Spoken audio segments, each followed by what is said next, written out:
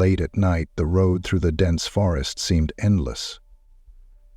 Alexei and Victoria were returning from a trip and decided to take a shortcut along a highway they'd only heard strange rumors about.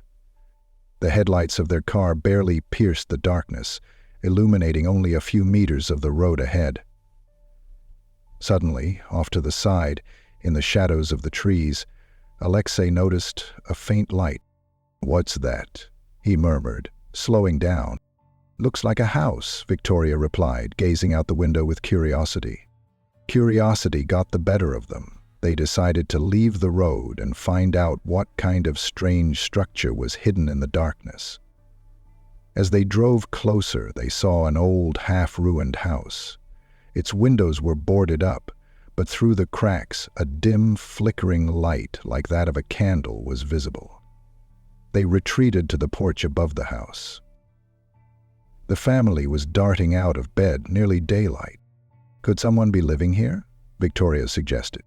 "Unlikely. This place looks abandoned for decades."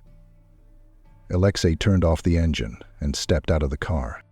They cautiously approached the house. The creaky door was ajar, as if inviting them in.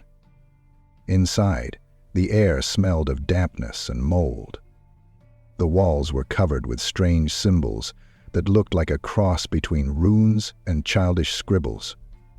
Shards of mirrors littered the floor, and in the corner stood a cracked-faced doll that seemed to watch their every move. "Where?" Zanza said in a whisper to Trin. "This is a bad idea," Victoria whispered, clutching Alexei's arm. "We'll just take a quick look and leave," he replied, trying to hide his unease. Suddenly, a strange noise came from deep within the house, like furniture being dragged across the floor.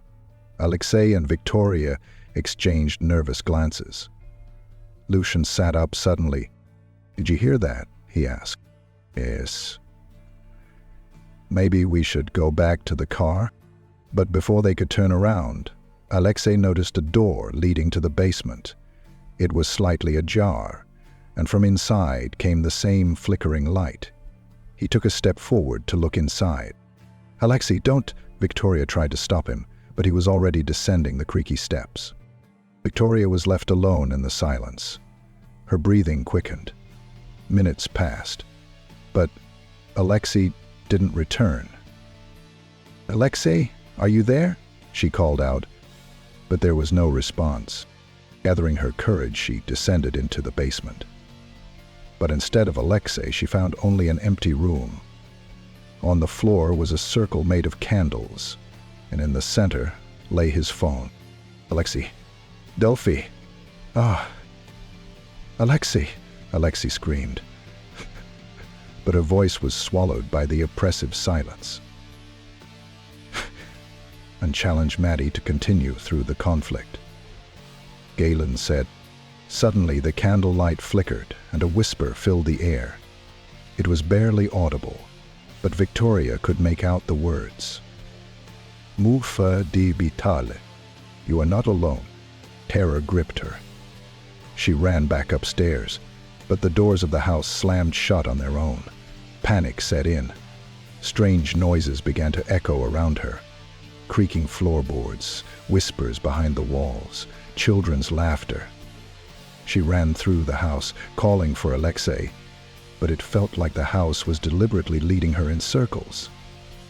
In one room, she found a dust-covered mirror. Wiping it with her hand, she saw Alexei in the reflection. He stood behind her, his face distorted by fear. Her face disgusted him, and he struggled to speak. "Run," he whispered. But before she could turn around, cold hands grabbed her shoulders. Her scream pierced the silence, but no one heard it. Exercise, melancholy practice, has been proven to help preserve some of the wisdom in one's mind stored through the eyeball.